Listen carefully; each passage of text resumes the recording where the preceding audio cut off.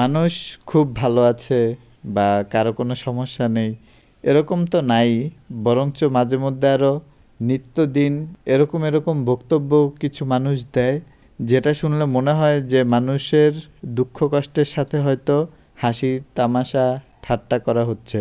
তো এক এক সময় এক একজন এক এক ধরনের কথা বলবে, কিন্তু তারপরও সবার এটা বোঝা উচিত দেশে সমস্যা নাই বা দেশে সমস্যা ছিল না বা দেশে কোনো সমস্যাই থাকবে না, এটা বলা ভুল।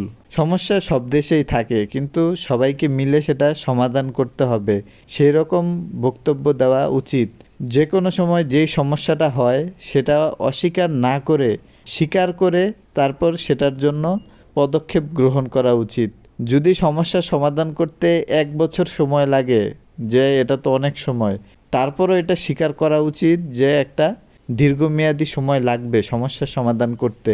সমস্যা একেবারেই নেই এটা বললে হয়তো কিছু মানুষ খুশি হবে বা কারো স্বার্থ কতদিনের জন্য হয়তো বা উদ্ধার হবে, কিন্তু এটা দিয়ে কিন্তু মানুষের যে প্রতিশ্রুতি থাকে একটা জনপ্রতিনিধির সাথে একটা জনগণের, সেটা কিন্তু ভঙ্গ হবে, একদম আশা ভরসা শেষ হয়ে যাবে। রাজনৈতিক ব্যবসায়িক সংগঠনের অথবা কোনো অদৃশ্য শক্তির জনপ্রতিনিধি না হয়ে জনগণের প্রতিনিধি হওয়ার অভ্যাস করতে হবে।